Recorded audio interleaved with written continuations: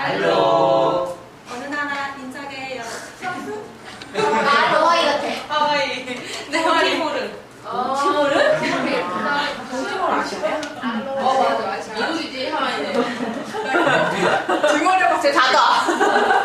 등어려봤어. 해봅시다. 어디에 있어요? 프레젠테이션. 그거 같이 써. 네. 동아시아 국가에 대해서 이제 먼저 설명을 하면은 한국, 일본, 중국, 대만 이렇게 있고요. 각자 수도는 이렇게 서울, 도쿄, 베이징, 그리고 타이페이. 네, 동아시아는 4개국밖에 없어요. 그래서 축구를 항상 1등을 못한다는 게 굉장히 웃긴 그런 상황이 보여가지고 동아시아 국가는 4개 국가가 있고요. 다음을 넘겨주시면은 동남아시아 국가는 굉장히 많아요. 이제 그 중에서 동남아시아 쪽에 속하고요. 파키스탄도 심지어 그 동남아시아 쪽 이렇게 돼 있어요. 여기 파키스탄 보시면은.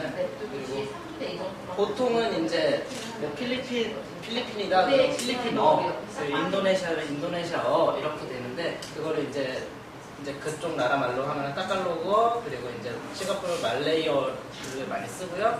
베트남은 베트남어, 미얀마어, 라오스어. 그냥 거의 보통 대부분의 나라들이 그 나라의 나라 플러스 그 나라 말 이렇게 표시가 되는 게 굉장히 많아요. 그리고 보면은 인도 같은 경우는 이제 지금 여기에는 14개 공용어로 써놨는데, 그러니까 공용어로 쓰는 게 실제로 22개가 된대요. 헌법으로 제정돼서 공용어로 쓰는 게. 그래서 22개의 언어를 쓰고, 대신에 이제 영어 같은 경우는 헌법엔 제정되어 있지 않지만은 실제로 자주 사용하는 상용어로서는 역할을 하고 있습니다. 딱 수도랑 이제 언어에 대해서 정리를 해놨고요. 다음으로 넘어가겠습니다. 서아시아 국가는 그냥 간단하게 2개국만 조사를 했어요. 이번에는 서아시아 국가는 중앙아시아 국가들이 참여를 안 한다고 해서 간단하게 해서 이란 같은 경우는 페르시아어를 쓰고, 아랍에미리트 같은 경우, UAE 같은 경우는 아랍에미리트 연합인데 거기는 아랍어를 쓰고, 다들 아시다시피 아부다비와 테헤란을 수도로 두고 있습니다. 필리핀에 대해서 조금 간단하게 설명을 하겠습니다. 수도는 마닐라고요. 언어는 타갈로그어와 영어를 주로 씁니다. 우리들은 보통 영어를 많이 쓰는 걸로 알고 있죠. 그래서 문화적인 것을 보면은 16세기에 스페인의 탐험가인 마젤란이 이제 필리핀에 도착을 하고 나서 필리핀이라는 나라에 좀 이렇게 흠뻑 젖어들었다고 해요. 그래서 스페인에 들어가서 스페인을 이제 점령하자. 그래서 점령하자. 그래서 스페인을 이제 식민지로 삼았고요. 그때 이제 그리스도교가 전파가 되었고, 특히 이제 로마 카톨릭이 이때 전파가 되면서 이제 지금 현재로서는 주된 종교가 되었다고 하죠. 그리고 이제 전쟁 이후로는 미국이 이제 그곳을 이제 점령을 하게 되면서 영어를 주로 쓰게 되고요. 다음으로 넘어가서 인도인데요. 수도는 뉴델리이고, 아까 말씀드렸던 대로 언어는 힌두어 외에 22개의 공용어를 쓰고요. 그러니까 헌법 제정된 공용어를 쓰고, 영어는 상용어로 사용하고 있습니다. 국가 정식 국가면은 인도 공화국이에요. 우리나라가 대한민국 민주공화국인 것처럼 실제로는 이제 헌법에 제정되어 있는 국가명은 인도공화국이고요. 힌두어를 주로 쓰고 있어요.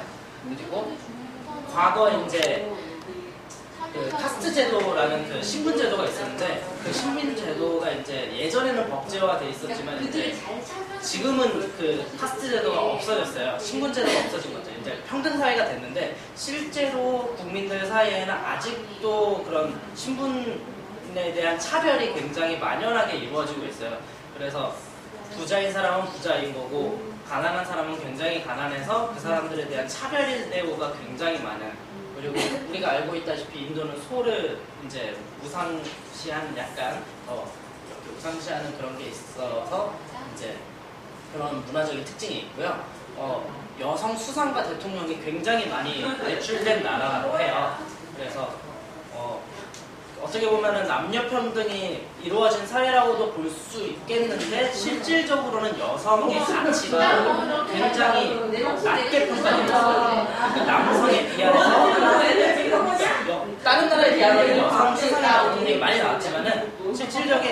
국가적인 내용에서 봤을 때는 아직도 그 남녀 평등은 이루어지지 않은 나라 중에 하나라고 볼 수 있고요. 종교는 힌두교를 주로 믿고 이슬람교와 기독교, 이제 가톨릭과 이제 개신교가 함께 포함되어 있는데 뭐 2%만 해도 여기 나라는 인구수가 4억 정도 되기 때문에 2%만 해도 굉장히 많은 그래도 좀 많은 이런 인구를 수라고 볼 수 있을 것 같아요. 다음 넘겨 주시고요.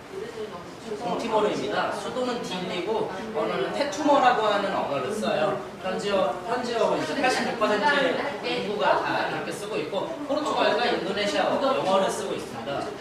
450여 년간 포르투갈의 식민지로서 이제 지배를 당했고요. 그래서 이제 포르투갈의 문화가 이제 조금씩 이제 내재돼 있어요. 그리고 25년간 인도네시아의 식민지로서 이제 이렇게 있었는데 그래서 현재 그 동티모르의 엘리트층은 그 인도네시아의 이제 고위급 사람들이나 그런 인도네시아의 엘리트층들이 동티모르를 지금 지배하고 있다고 해요.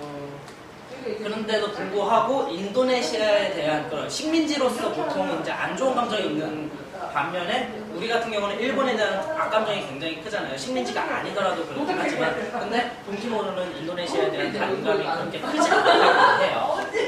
오히려 이제 이렇게 상부상조하는 그런 역할을 하는 거고요. 일단 종교는 가톨릭이 91%, 개신교 2%, 이슬람이 이제 나머지 기타로 참여하고 있고 넘겨주시면 대만입니다. 우리나라에 이제 그나마 설명드린 것 중에 가장 가깝죠. 수도는 타이페이고요. 언어는 중국어, 타이페이어, 객가어라는 말을 쓰는데 객가어가 어떤 언어인지는 잘 모르겠어요. 사실은 아직까지. 그리고 문화 같은 경우는 굉장히 다문화예요. 그래서 한족 문화가 이제 중국의 한족 문화가 있고 대만의 토착민 문화가 있고 그리고 일본의 지배를 받은 적이 있어서 일본의 문화 그리고 유럽 문화가 있는데 한데 어우러져 있고요. 토착민 문화 같은 경우는 이제 가족 제도 같은 게 있는데 지역마다 가족 제도가 다 달라요. 무슨 시부족 그런 가족 제도라든지 그러니까 좀 많이 다른데 그런 것들도 있고 전통음악 같은 것과 공예품 제작 같은 거를 하는 것이 보통 토착민 문화고요. 일본 문화 같은 경우는 전쟁 전 50년간 일본의 지배를 받았어요. 일본이 굉장히 컸을 때죠. 우리하고 비슷하게 이제 지배를 받았는데 그래서 그런지 건축물 같은 거라든지 이제 국가 기관시설, 철도망이라든지 교통시설 그리고 이제 그런 시스템 같은 것들이 보통 일본의 영향이 크게 받았다고 해요. 그래서 이제 일본의 패전 이후 일본의 잔재들을 많이 없애려고 노력을 했는데 1990년도에 이제 문화 개방이 되면서 일본의 영향이 아직도 크다고 할 수 있겠습니다. 넘겨주시고 베트남은 수도 하노이, 언어 베트남어 그리고 읽어보시면 되겠고요. 말레이시아도 수도 말레이시아고 문화가 이제 이슬람교가 국가로 지정이 되어 있는데 여기 같은 경우는 살짝 더 말씀을 드리면은 종교의 자유가 헌법으로 보장이 되어 있어요. 그래서 내가 무슨 종교를 가져도 상관은 없는데 헌법으로는 그렇게 지정이 되어 있음에도 불구하고 실질적으로는 이슬람교는 개종이라는 게 불가한 걸로 되어 있어요. 그렇기 때문에 종교의 자유가 인정이 됨에도 불구하고 이게 종교 자유가 인정이 되는가에 대한 논란이 굉장히 크다고 합니다. 저희는 여기까지 하겠습니다.